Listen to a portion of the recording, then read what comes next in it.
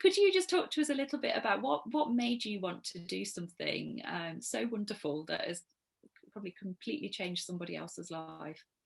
Hi, Becky. Yeah, I kind of would like to start saying really is I haven't got a big sob story to kind of give you. My story is kind of quite factual, that I actually heard about egg donation through someone that was doing a exercise class with me.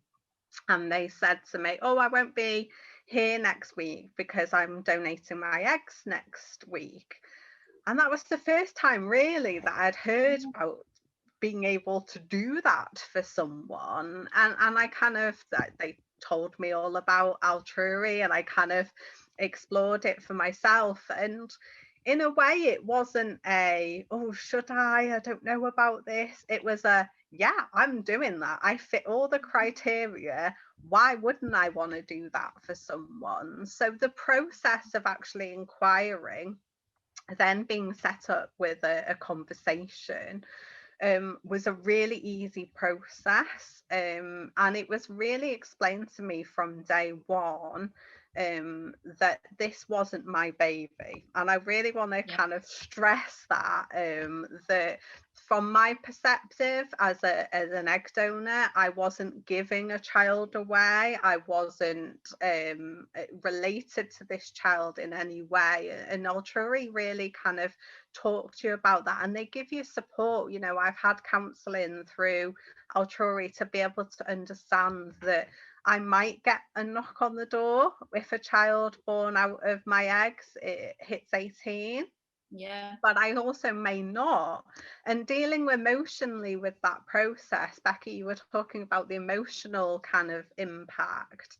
It's not something that I think of all the time. I don't kind of sit there wondering about it, but it does kind of cross my mind. And I go, oh, that would be really exciting if that Yeah. happened. But also, I don't kind of go, oh, I really hope it could happen.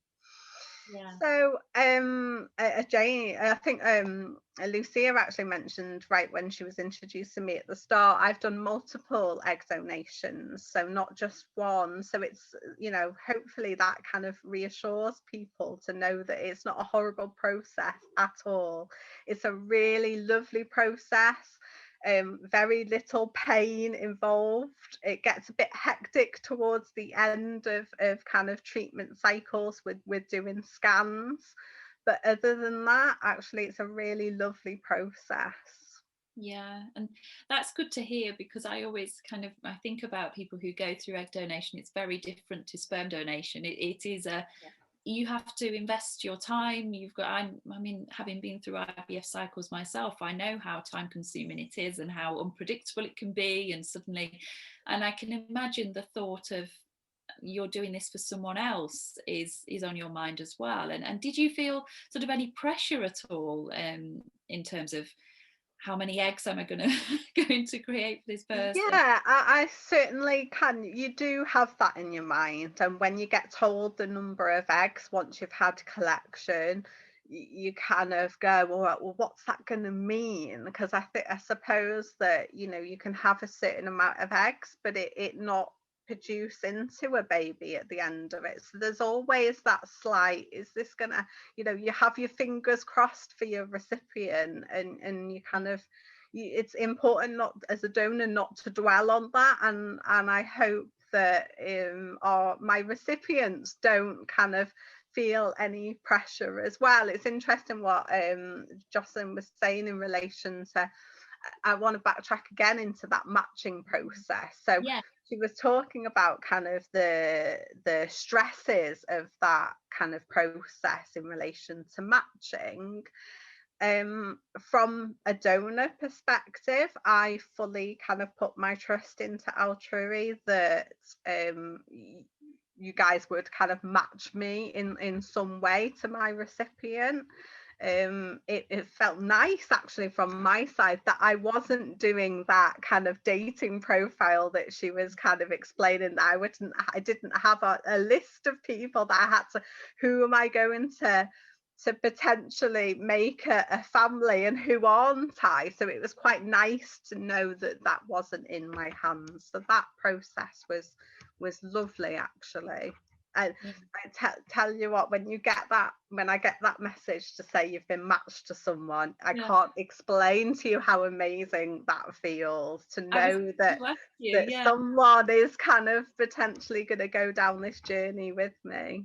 That is so amazing. You pretty much answered all of my questions about how do you feel. So, but yeah, I just want to say, just thank you, because I can't think of many other things out there that can change somebody's life in such a fundamental way. And yeah, I'd never even heard of egg donation before I needed it myself. And I'd like to think that if I'd have been in a position to, I would have wanted to do what you've done. But I know it's not a simple, easy thing to do. It's to go through physically, but also it's quite a big emotional thing you've got to consider as well. And in terms of, there's going to be a child created that shares genetics with you at some point, who may contact you to find a little bit more about you at the time, and when they turn 18. So yeah, I just thank you. It's just such an amazing thing, and the fact that you've done it multiple times as well to help people is just incredible.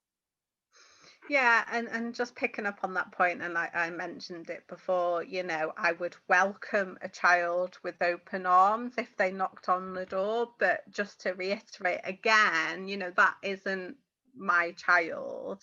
I really want donors to kind of understand that as a recipient, sorry, to understand that as a donor, we don't view them as our child. And that might sound a little bit harsh, but it's important to remember that as a recipient, it's your child. We've helped you hopefully on the journey to be able to get there, but whether that child has us in our lives in some way, then great. If not, then we'll know that we'll always be thinking of them in some kind of degree.